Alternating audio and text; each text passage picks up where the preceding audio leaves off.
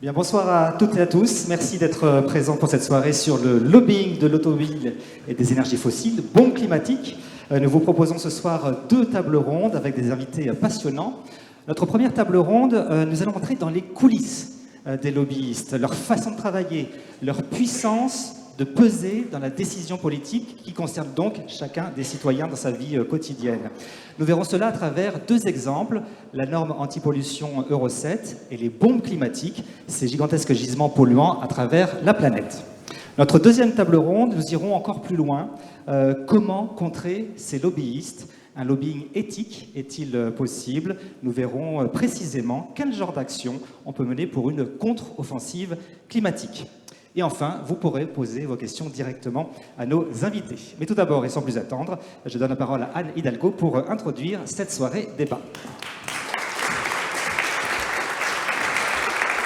Merci beaucoup d'être là ce soir. Je veux bien sûr remercier mes adjoints, nombreux, concernés, impliqués, Dan Lert qui s'occupe de toute la question du climat, David Béliard qui, lui, s'occupe des questions de mobilité, mon adjoint chargé du budget, Paul Simondon, mais aussi Christophe Najowski sur toute la nature en ville, les plantations. On va faire, ça va être une saison là de plantation où on n'aura jamais autant planté d'arbres à Paris, puisque 40 000 arbres vont être plantés dans cette saison de plantation qui démarre maintenant.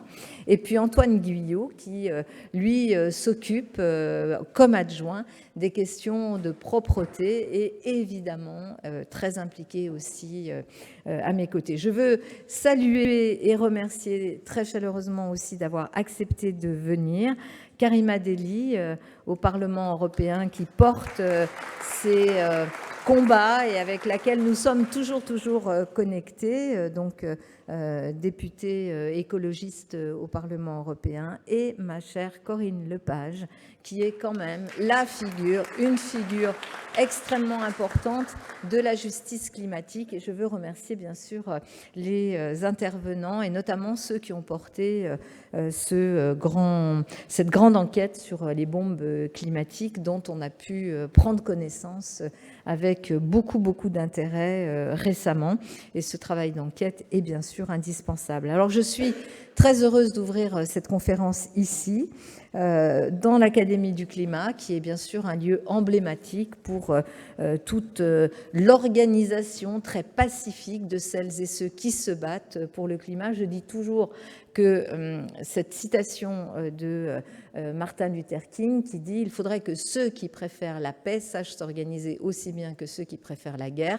En fait, l'Académie du climat est vraiment le lieu qui permet à toutes celles et ceux qui préfèrent la paix, et la paix c'est quand même l'engagement climatique parce que les deux sont intimement liés, ce lieu est un lieu qui permet cette organisation, se connaître, se reconnaître, travailler ensemble, porter ce que l'on appelle le lobbying positif, à savoir le plaidoyer, chère Corinne Lepage. Mais surtout, nous sommes à un moment décisif pour l'action collective, parce que depuis le Dieselgate, les constructeurs automobiles reprennent peu à peu le terrain qu'on avait essayé de leur faire perdre. Et disons-le clairement, le lobbying de l'automobile et des énergies fossiles influence très grandement en France comme en Europe les décisions politiques qui pourtant doivent régir notre avenir. Et le dernier exemple en date, c'est jeudi dernier à Bruxelles où un certain nombre d'eurodéputés ont voté au rabais une norme censée encadrer les émissions de voitures, la fameuse norme Euro 7. Les constructeurs automobiles ont mené en coulisses un lobbying acharné. Vous connaissez bien sûr notre engagement, mon engagement sur ces questions depuis longtemps. Et bien sûr que cet engagement, il est aussi conforté sur des convictions, mais aussi sur les chiffres, les données scientifiques. Et chaque année dans le monde, 7 millions de décès dus à la pollution de l'air. En Europe, on parle de plus de 300 000 personnes. En France, la situation est vraiment loin d'être exemplaire. Des bilans sanitaires de santé publique font état de plus de 40 000 décès par an, dont 1 500 à Paris. Et pendant ce temps-là, l'aberration continue.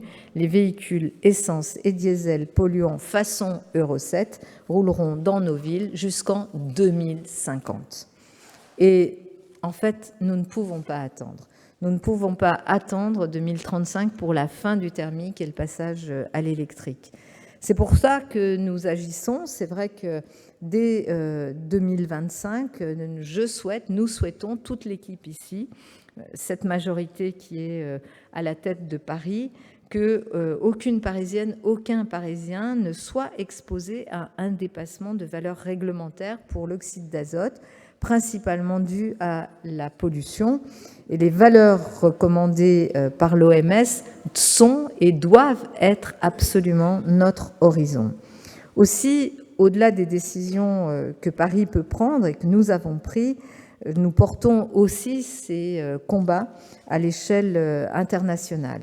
Et je continuerai à défendre inlassablement, à alerter et à faire en sorte que dans les cercles internationaux, nous puissions faire reculer ces lobbies pour pouvoir faire adopter les normes qui sont les normes correspondant à la santé de nos concitoyens. C'est quand même inadmissible. Nous sommes en 2023, quasiment bientôt dans 2 ans, 10 ans après les accords de Paris, et on a affaire toujours et encore à un chantage permanent entre soi-disant l'emploi du secteur automobile européen et la santé de nos concitoyens.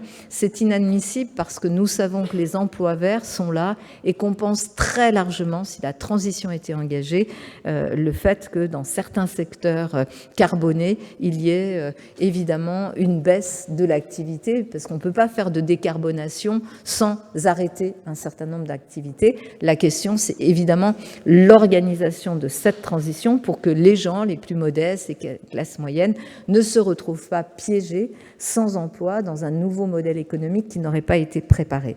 Mais à force de retarder les décisions, de les faire retarder, eh bien, la préparation de cette décarbonation ne se fait pas. Comme beaucoup d'entre vous, j'avais été très choquée par toutes les tromperies du Dieselgate. Les constructeurs qui, en toute connaissance de cause, avaient menti sur le niveau de pollution de leurs véhicules parce qu'ils avaient fait des tests en laboratoire et pas en situation réelle. Donc c'était un mensonge éhonté. Ils se sont fait rattraper par la cavalerie. Il y a eu notamment aux États-Unis des mesures d'indemnisation très très fortes pour les personnes qui avaient été victimes de ce mensonge. Et puis en Europe, il se passait rien. Avec un certain nombre de collègues, à l'époque maire de Bruxelles, c'est toujours lui, Philippe Claus, avec mon ami qui était à l'époque maire de Madrid, Manuela Carmena, et moi-même, nous avons décidé, les 3 villes, de porter à l'époque un contentieux devant la Cour de justice de l'Union européenne pour dire que nous voulions que la Commission revienne sur les normes qu'ils avaient finalement adaptées aux besoins du secteur automobile. Et on a à l'époque gagné. Et il y avait 2 points qui étaient quand même extrêmement importants. On nous avait dit qu'on allait perdre, etc., parce que les collectivités n'avaient pas le droit d'aller devant la Cour de justice. Seuls les États pouvaient le faire. On avait demandé à la France d'y aller et la France avait refusé. Et donc, nous y sommes allés avec les villes. Et là, la Cour de justice a dit si, en fait, les villes font des efforts pour s'adapter et ces efforts sont ruinés par des normes qui, finalement, viennent s'asseoir sur tout ce qu'elles font pour diminuer la pollution de l'air. Et puis, donc sur la recevabilité, nous avions été admis, et sur le contentieux, nous avions été suivis. Et d'ailleurs, ensuite, Karima Delli et d'autres parlementaires européens ont repris et ont réétabli une norme qui était une norme qui tenait compte justement de ce scandale du Dieselgate.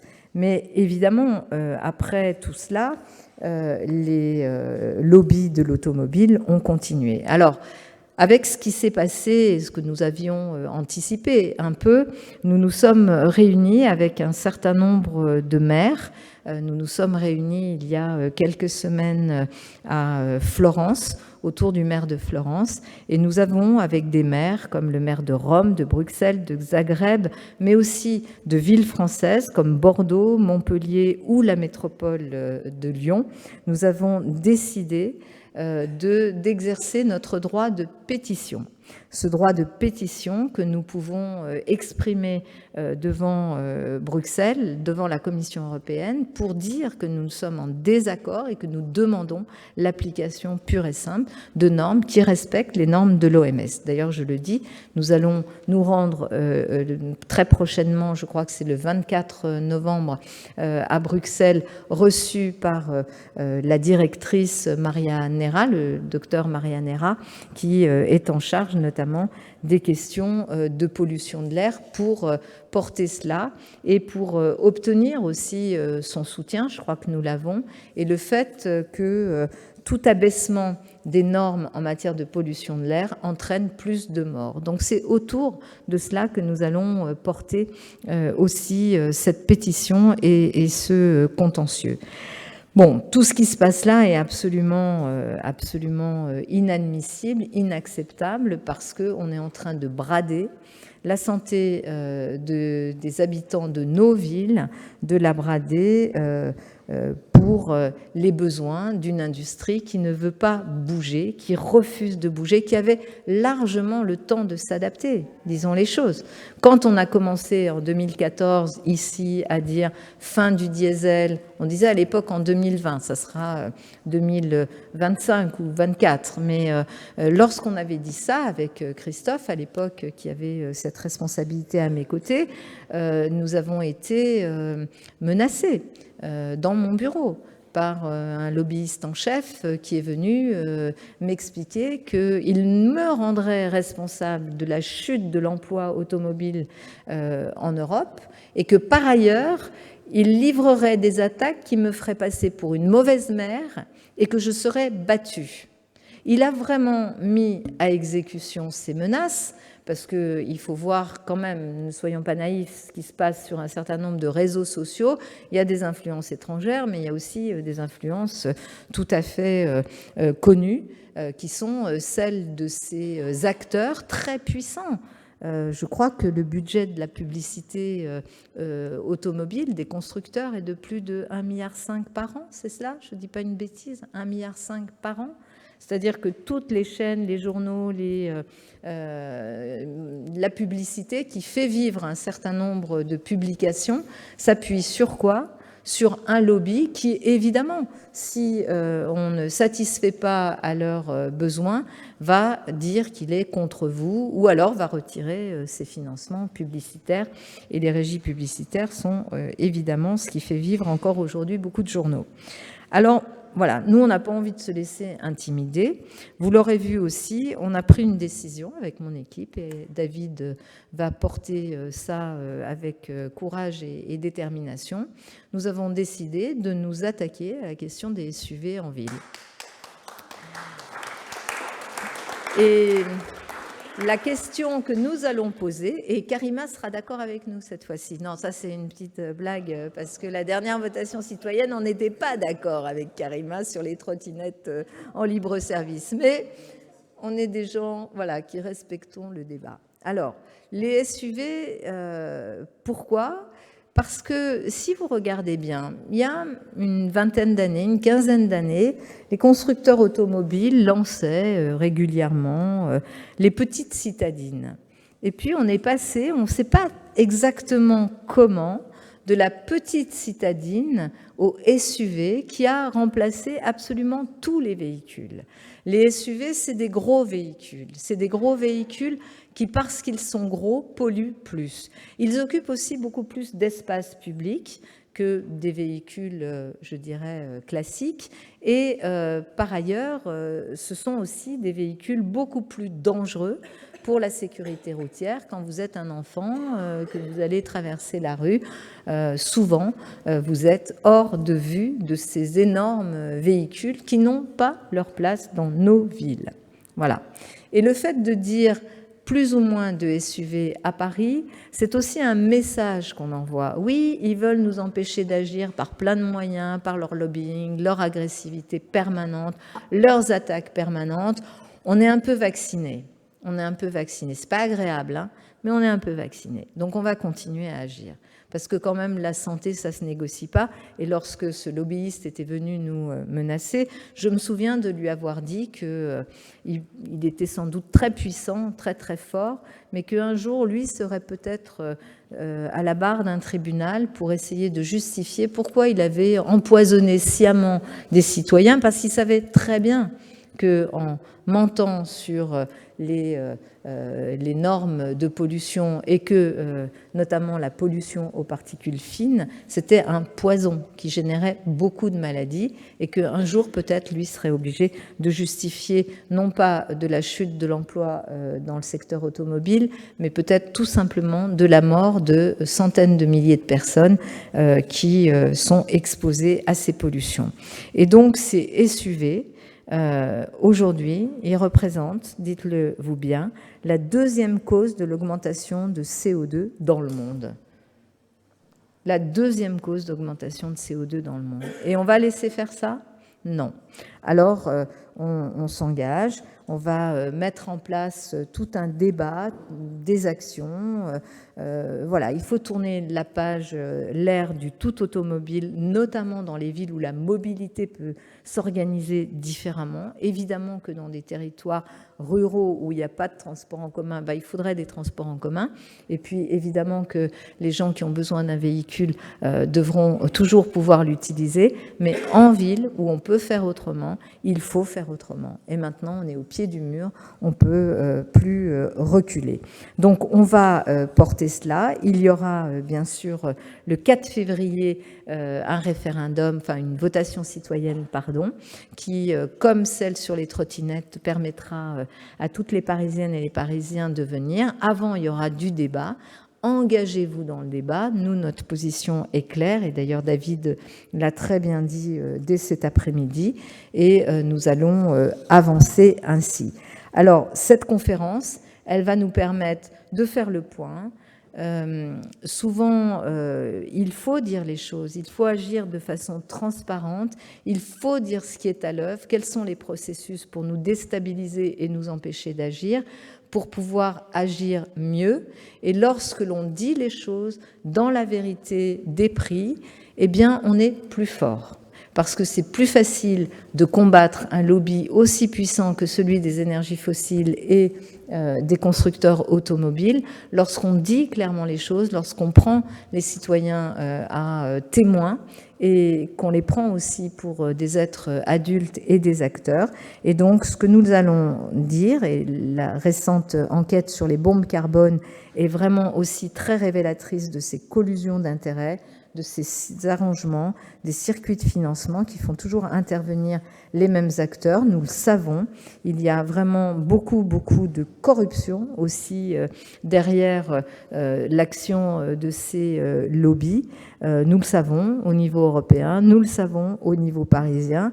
Et là aussi, nous allons jouer la transparence. Permettez-moi de terminer avec ce que nous dit Patrick Boucheron, cet historien exceptionnel, cet intellectuel. Dans son dernier livre, il dit que l'action politique qui ne prend pas la mesure de la crise de l'imminence nous condamne, et nous condamne à perdre, y compris la démocratie. Une crise de l'imminence qui implique que l'on ne parle plus simplement d'un futur proche, mais du présent. Tout ce qu'on fait là, c'est pour les générations futures. Mais il faut le faire au présent. C'est maintenant. Et c'est le choix que nous avons fait à Paris, c'est d'agir maintenant. Et il faut, dans ce monde qui est très ébranlé dans ses éléments les plus fondamentaux, c'est l'eau qui manque, l'air qui fait suffoquer, la terre qui s'épuise et le feu qui rôde. Alors nous allons agir. Le plan climat sur lequel nous travaillons avec Dan est évidemment aussi un élément clé de toute cette action, ce que nous faisons sur la nature en ville. Notre engagement aussi pour pouvoir faire bouger les lignes. Et pour votre information, je vais terminer là-dessus, nous serons ensemble, nous irons à la COP28, qui aura lieu fin novembre, pour la première fois dans l'histoire des COP, alors que ça fait quand même 10 ans qu'on se bat là-dessus, les villes vont être admises à la table de discussion. J'aurai l'honneur, avec 12 autres maires, de faire partie de la table de discussion pour la première fois. Le secrétaire général de l'ONU qui regarde comment lui aussi sortir de ce même lobbying violent dont il fait l'objet, dont font l'objet tous les acteurs pour le climat, a souhaité élargir le cercle des acteurs réels et donc de faire venir les villes. Il a créé aussi à ses côtés un conseil des villes, des pouvoirs locaux pour pouvoir l'accompagner dans cette démarche. Donc j'espère que nous ferons bouger les lignes aussi à la COP 28 et que nous pourrons pour aujourd'hui et pour les générations futures, changer la donne, mais surtout, comme on le dit souvent dans nos combats humanistes, il faut que la peur et que la honte changent de camp. Voilà. Et que ceux qui aujourd'hui sont en train de nous empoisonner, de nous harceler, de nous menacer, puissances étrangères souvent liées aux énergies fossiles ou lobby industriel, que tous ces gens-là, très bien organisés, avec des méthodes d'intimidation que connaissent tous les activistes et les acteurs du climat, que tout cela, en fait, ait peur parce qu'on a décidé de ne pas s'arrêter. Merci.